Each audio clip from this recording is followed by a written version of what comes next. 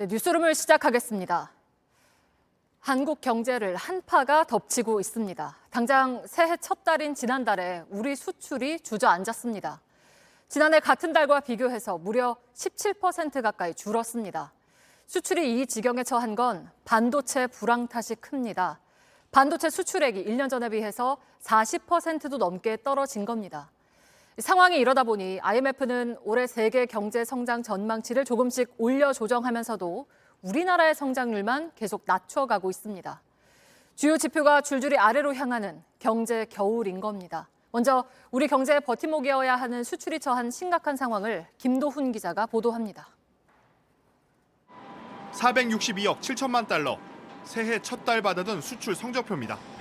지난해 같은 달에 비해 16.6% 감소한 것으로 나타났습니다. 수출에 한파가 불어닥친 건 우리나라 최대 수출 품목인 반도체가 계속 나빠진 탓이 큽니다. 글로벌 경기가 침체된 상황에서 메모리 반도체 가격은 떨어지고 수요는 줄어들고 있기 때문입니다. 반도체 수출 규모만 보면 올해 1월 수출액은 60억 달러로 1년 전에 비해 44% 넘게 줄었습니다. 특히 주요 교역국인 중국이 제로 코로나 정책을 쓰면서 수출액이 30%나 넘게 줄었습니다. 이런 탓에 삼성전자가 지난해 4분기 벌어들인 돈은 2,700억 원. 8조 원 넘게 벌었던 1년 전과 비교하면 97% 떨어졌습니다. SK 하이닉스 역시 10년 만에 처음으로 분기 단위의 영업 적자를 냈습니다. IT 업체가 재고가 늘어나 있고 가격이 하락할 수밖에 없는 상황에서 상반기 중에는 실적 반등이 어렵고 현재와 같은 불황이 지속될 것으로 그렇게 예상이 됩니다. 최대 규모의 데이터 센터를 운영하는 구글, 아마존, 메타 등 해외 기업의 상황도 풀려야 합니다. 수출은 부진한데 원유, 가스, 석탄 등 3대 에너지 수입은 계속 늘고 있습니다. 이 때문에 1월 무역 적자 규모는 관련 통계를 집계한 이래 역대 최대가 됐습니다. 한국은 수출로 먹고 산다는 말이 무색해졌습니다. JTBC 김도훈입니다. 네, 이렇게 지표에서 드러난 수출 부진과 경기 침체가 현장에서는 어떻게 나타나고 있는지 저희 취재진이 둘러봤습니다.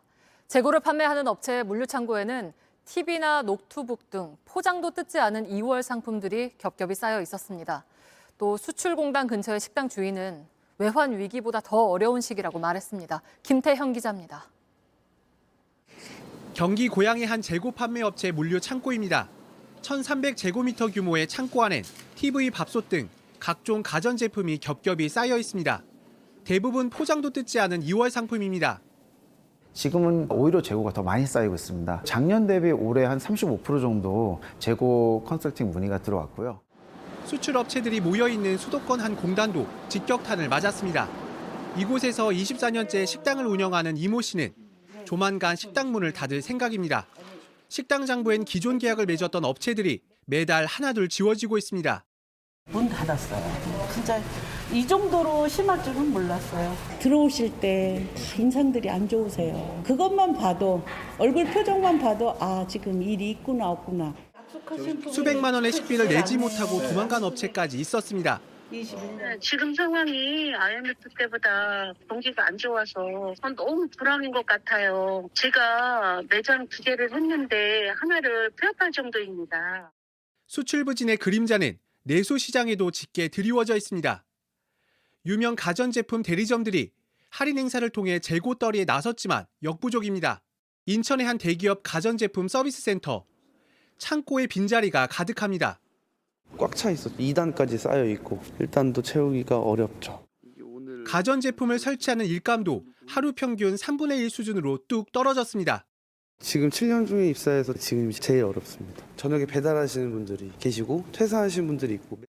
JTBC 김태형입니다. 네, 수출도 내수도 좋지 않지만 오히려 물가는 오르고 있습니다. 그래서 서민은 더 힘듭니다. 라면 볼까요? 5개가 들어있는 한 봉지에 4,100원. 1년 만에 11%가 넘게 올랐습니다. 이른바 치느님도 10% 이상 더 올랐고 배달비를 포함하면 오름세는 더 큽니다. 라면 안 먹고 치킨도 참겠다 할 수 있겠지만 따뜻한 집의 필수 조건인 도시가스비는 1년 새 40% 가까이 올랐습니다. 끝이 아닙니다. 오늘부터 서울의 택시비가 그 기본 요금이 1,000원 올랐습니다. 버스 탄다 할 수도 있지만 곧 버스와 지하철 요금도 오릅니다. 신진 기자입니다. 택시 미터기에 찍힌 기본 요금은 4,800원. 오늘부터 1,000원이 올랐습니다. 서울 시민들은 출근길부터 오른 요금을 실감했습니다. 잠실에서 여기까지 17,700원 정도 나왔는데 오늘 타보니까 2,000원 정도 올랐어요. 오른 요금 탓에 택시 타는 것도 부담입니다. 이제 택시보다 그냥 지하철 타고 좀 더 걸리더라도 그렇게 와야겠다. 요금이 올라가는 속도도 빨라졌습니다. 기본 거리가 2km에서 1.6km로 줄었고 요금이 100원씩 오르는 구간도 1m 짧아졌기 때문입니다.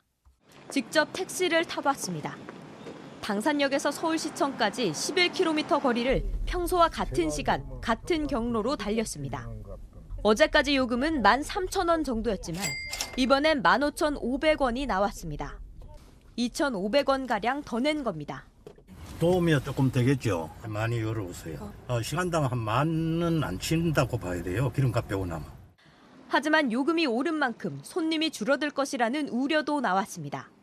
그전보다 수입이 좋아진다고 그러면 되겠죠. 우리는 그런 기대는 안 해요. 택시 회사들이 산업금을 올릴 것이라는 걱정도 있습니다. 택시 기사가 좀 혜택을 받아야 되는데 산악금은 인상이 되죠. 100% 인상됩니다. 오는 4월 말부터는 서울 지하철과 버스 요금도 300원 또는 400원 오릅니다. 300원을 더 낸다고 하면 카드 기준으로 지하철 요금은 1,550원, 시내버스는 1,500원이 되는 겁니다. 한꺼번에 너무 많이 올라오니까 난방비에서부터 또 교통수단이 또 이게 이렇게 또 올라오니까 너무 힘들죠. 서울시는 정부가 노인 무임 승차 비용을 지원해준다면 인상폭을 조정할 수 있다는 입장이지만 요금 인상 자체를 피할 수는 없을 전망입니다. JTBC 신진입니다. 물가가 오르는 게 위험한 건 경제가 다 연관돼 있다 보니 하나가 오르면 나머지도 따라 오른다는 겁니다. 이번에는 대학 등록금입니다. 14년째 묶여있던 대학이 등록금 인상에 나섰습니다. 학생과 학부모의 부담은 커질 수밖에 없습니다. 성화선 기자입니다. 부산 교대 등 전국의 교대 10곳 중 절반이 올해 등록금을 올리기로 했습니다. 배송업체에서 일주일에 3번 정도, 3-4번 정도씩 일을 하고 단기직으로 해서 등록금을 내고 있어요. 알바를 얼마나 더 늘려야 하지라는 생각에 막막했던 게. 사립대 중에서는 동아대가 처음으로 등록금을 인상합니다. 한 학기를 기준으로 10만 원에서 20만 원이 오릅니다. 지난 14년 동안 대부분 대학이 등록금을 올리지 않았습니다. 대신 정부가 국가 장학금 명목으로 지원금을 줬습니다. 하지만 학습 장비나 시설을 바꾸기엔 부족해 결국 지원금을 포기하고 등록금을 올리는 대학이 잇따르는 겁니다. 학생들은 당장 걱정이 커졌습니다. 교통비도 최근에 오르고 가스비, 난방비, 또 최근에 월세도 다 올랐다고 하는데 학비까지 인상되는 거는 대학생들에게 더 많은 부담이 생길 거라고. 지난해 평균 대학 등록금은 676만 3천 원. 가구당 한 달에 평균 486만 9천 원을 벌었는데 매달 11.5%를 저축해야 자녀 한 명의 등록금을 낼 수 있습니다. 진짜 너무 버거워요. 아들이 지금 알바를 하는데도 엄마 이거 휴직기를 내야 돼, 나 졸업을 해야 돼 이렇게 얘기를 하더라고요. 애들은 어떻게 공부를 할 것이며 부모들이 어떻게 지원할 것이며. 교육부는 당장 등록금 자유라는 없다고 선을 그었습니다. 하지만 물가 상승률 평균의 1.5배라는 법정 한도 내에서라도 올라가면 가계 부담을 막긴 쉽지 않습니다. JTBC 성화선입니다. 물가가 오를 때 사람들이 더 모이는 곳이 있습니다. 바로 가격이 싼 곳이죠. 요즘 한 끼에 5-6천 원 하는 이른바 고시촌 뷔페 식당에는 사람들이 몰리고 있습니다. 이전에 찾지 않았던 사람들이 오고 있다고 합니다. 박지영 기자가 현장에 다녀왔습니다. 고시촌 학생들을 위해 저렴하게 한 끼를 파는 한식 뷔페입니다. 오전 11시 식당 문이 열리자 손님들이 차례로 들어옵니다. 네, 저도 이렇게 밥을 가지고 와봤는데요. 밥과 국, 김치나 나물 같은 반찬은 물론 고기 반찬도 있습니다. 이렇게 해도 현금으로는 총 6천 원밖에 안 합니다. 낮 12시가 넘자 식당은 사람들로 꽉 찼습니다.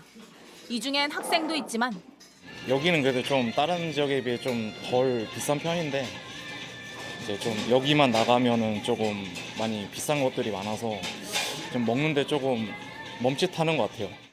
머리가 희끗한 노인이나 중장년층이 더 많습니다. 저렴한 비용으로 밥을 먹을 수 있으니까 한 끼를 해결할 수 있으니까 이를 찾아와서 와서 먹는 거죠, 일부러. 요즘에 평균적으로 봤을 때 한 7, 8천 원 정도, 식권으로 5만 원, 10장에 5만 원까지. 고시촌 학생들을 위해 저렴한 가격을 지켜왔지만 물가가 뛰어 식당 운영은 쉽지 않다고 합니다. 뭐 식용유 같은 거 많이 올랐고요. 뭐 인건비 같은 경우도 지금 많이 올랐고 시급도 올라가고 안 올라가는 게 없어요. 사실 남는 게 없어요. 인근 다른 한식 뷔페도 사정은 마찬가지입니다. 저희 같은 경우는 소불고기가 전혀 못 나가게 되고 오리 훈제가 못 나가게 되고 계란말이 같은 것도 한동안 못 넣어줬죠. 가격을 올리고 싶지만 이곳을 찾는 학생들을 생각하면 그럴 수 없다고 말합니다. 돌아가세요. 물가가 오른다고 해서 반영을 해버리면 저 친구들이 정작 밥 먹을 데가 없으니까. JTBC 박지영입니다. 네, 그럼 이 경제 한파는 언제 끝날지, 그리고 이 경제 한파 속에 정부 대책은 어때야 되는지를 좀 더 짚어보겠습니다. 박정호 명지대 특임 교수가 나왔습니다. 교수님, 일단 수출이나 무역 수지 적자, 특히 이제 반도체 경기도 어려운데요. 올해 내내 이어질까요? 어떻게 보십니까? 예, 무역 수지 적자가 조금 개선될지는 모르겠습니다만 흑자로 다시 전환된다 이렇게 낙관하기는 좀 어렵습니다. 예. 지금 무역 수지 적자를 이끌었던 가장 큰 이유는 수입액, 특히 에너지 가격의 급등인데요. 예. 지난 2013년부터 2022년까지 근 10년 동안 우리나라 에너지 수입 금액은 한 10억 달러, 100억 달러 정도 됩니다. 100억 달러. 예, 그런데 올해가 어떻게 됐느냐? 150억 달러가 넘어간 상태예요. 그러니까 50% 이상 급등한 상황입니다. 일단 무역 적자는 그런데요. 네. 그거는 에너지 가격은 우리가 어떻게 할 수 없는 거니까요. 수출이 줄어든 건 그건 또 어떻게 보면 우리의 요인도 있는 거잖아요. 맞습니다. 이렇게 수입 금액은 늘었는데 수출은 또 줄은 거예요. 대표적으로 수출이 줄었던 품목이 바로 반도체인데 예. 수출 물량이 예년에 비해서 40% 이상 급감한 상태입니다. 수입은 늘고 수출은 줄었으니 무역 수자 적자가 된 것이죠. 예. 예. 그런데 하나 궁금한 게 그게 있습니다. 우리 주요 교역국인 미국과 중국, 일본 이 부분을 어제 IMF가 다 전망치를 석 달 전에 비해서 올렸거든요. 우리만 더 낮췄어요. 따로 이유가 있습니까? 이게 경제 성장률이라는 건 수출만 볼 것이 아니라 내수 예. 부분도 봐야 되는데 우리나라는 지금 내수 경제도 안 좋은 상황이기 때문입니다. 예. 내수를 좌지우지하는 가장 중요한 요소는 건설과 부동산 부분인데요. 뭐 아시다시피 지금 건설과 부동산 부분이 더더욱 악화일로를 걷고 있는 상황이기 때문에 예. 그런 것들이 추가적으로 반영된 것으로 보입니다. 그러면은 IMF가 석 달 전에는 예상하지 못했던, 그러니까 그만큼 나쁠 거라고 못 봤는데 열어보니 건설 부동산 경기가 더 나빴다. 아마 이런 게 반영됐을 거라고 보시는 건가요? 네, 맞습니다. 정부에서도 건설 경기의 위험선 중에 하나가 미분양 아파트의 건수가 예. 6만 2천 호 이상이 되면 이제 좀 적신호다 이렇게 보고 있는데요. 그것도 지금 넘어선 상태입니다. 그러다 보니까 건설 경기 악화가 추가적으로 우리나라 경제 성장률을 하방으로 재조정하는 주요 원인 중에 하나로 보입니다. 예, 이 그래프를 하나 잠깐 보겠습니다. 저희가 준비를 했는데요. 그러니까 매년 정부가 2번 정도 경제정책 방향에 대해서 발표를 하는데 작년 6월에 그러니까 올해 지금 2023년 경제 성장률이 2.5% 정도 될 거다라고 전망을 했는데 한 달 전에는 1.6%로 낮췄어요. 그런데 IMF는 2.1% 정도 될 거다라고 했다가 그런데 보니까 앞서 말씀하신 대로 뭐 건설도 안 좋고 좀 더 안 좋네. 그래서 다른 나라는 올렸는데 우리나라는 1.7%로 지금 낮춘 거란 말이거든요. 근데 우리나라 기획재정부가 본 예상치의 낙폭이 훨씬 더 커요. 그러면 너무 낙관적으로 봤던 거 아닌가요? 그러니까 작년 6월에.